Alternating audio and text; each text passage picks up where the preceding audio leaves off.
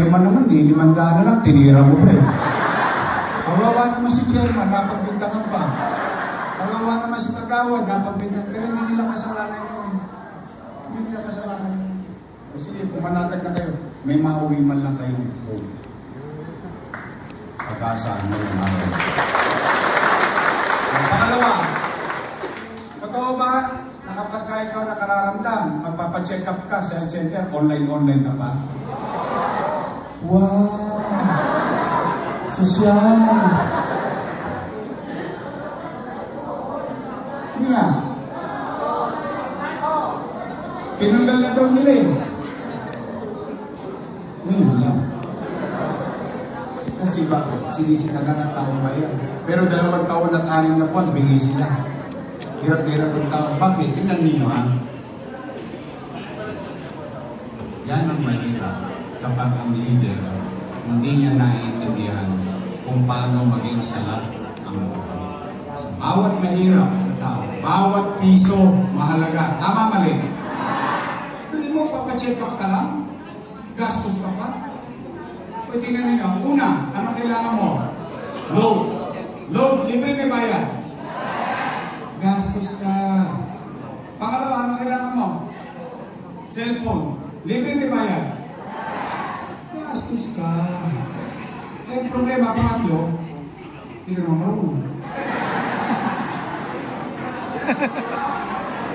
Tama ba? Oo. Tingnan mo, ito si Dominador. For example, sample lang Dominador ha. Sample lang. Ano lang, sample lang natin. Hindi ko sinabi mangyayari sa ito. Si Dominador, hinako. Anak, galing mo ako sa health center. Ano sabi ng anak? Tumigil ka tayo, wala kang online. Ano nangyari kay Dominador? Paalam na aking ama. Diba? Oh. Sinuhayin nyo. Tinoda siyang asawa. Teaspoon.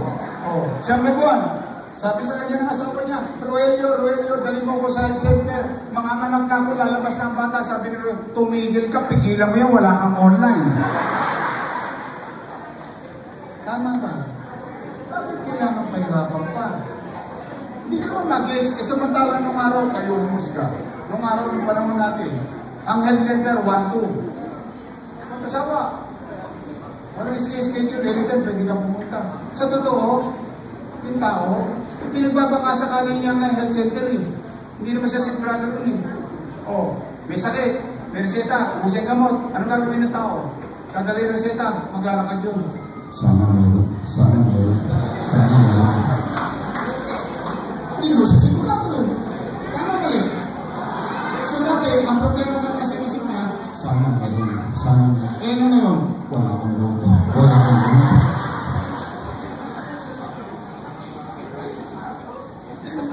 Doesn't make sense. Alam mo, in leadership, it doesn't make sense. Don't do it.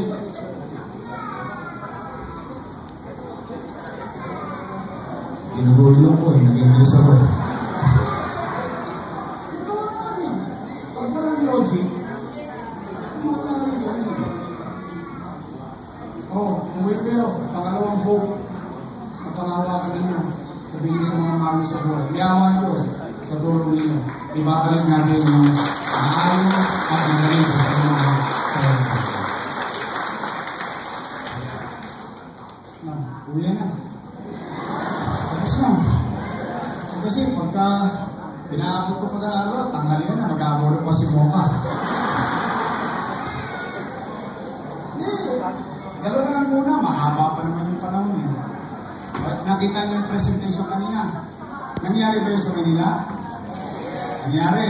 Yung mga pinakitang programa, proyekto, kapakipakinabang ba sa tao? Ulitin lang natin yun. Ulitin lang yun. Inuna ko lang yung problema muna ng tao.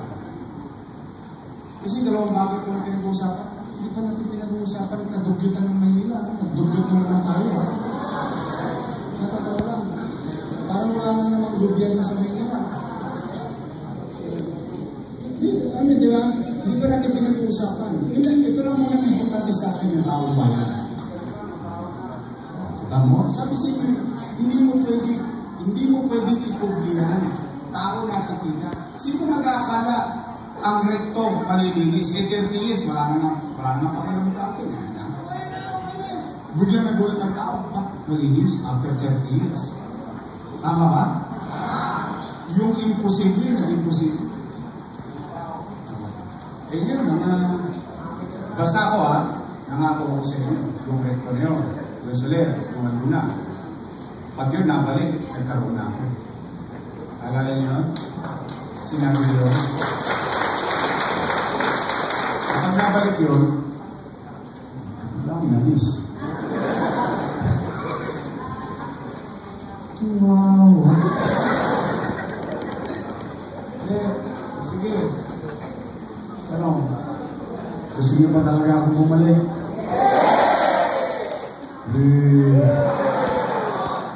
Bakit sinacharot-charot niyo ako, ha? Promise, gusto niyo akong bumalik? Next man? Mamatay man sila? Hindi, ayaw akong mamatay. Ayaw mausap. Hindi. Kailangan niyang tibayan ng loob niyo. Huwag kayong manlalamig. Mahaba-haba pa yan, 7 buwan pa yan. Kasi babahan na ng mga AIDS. Akap. Tupad. Pero may payo ko. Tanggapin nyo, pera nyo naman yun. Sabihin mo, kasarap-sarap ng buhay mo, 2 bulig, 6 na bulig. Wala kang gagawin, kukuha ka ng wali sa may picture.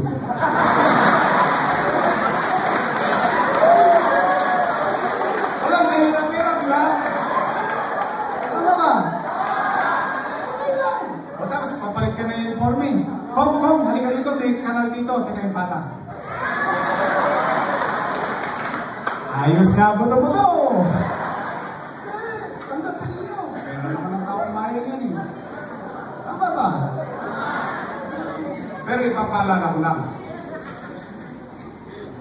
Pipikit kayo. Magpapantay ang paano. Una-una lang yan. Isipin ninyo, anong uri ng liderato o gobyerno iiwan ko ang mahal ko sa buhay? Yun ang isip. Basta tanggapin mo, talawin din mo, okay, thank you very much. Pero lagi mo isipin mo sa akin. Dahil kung hindi, ipapaalala ko sa inyo kwento ni Juan. Si Juan namatay. Pumunta sa langit at inawat ng bantay sa langit. Teka lang. Hindi ka naka-online.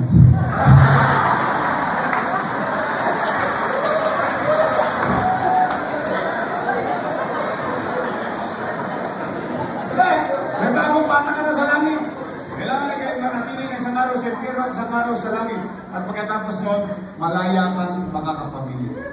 Alam niyo kalasuan, sumakay ng elevator, bumaba ng impyerno. Pagbukas niya ng impyerno ng elevator, nakita niya, wow!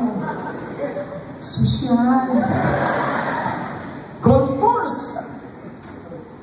Boracay! Wow! Ang sarap ng buhay sa impyerno. Nakakita siya ng mga babies.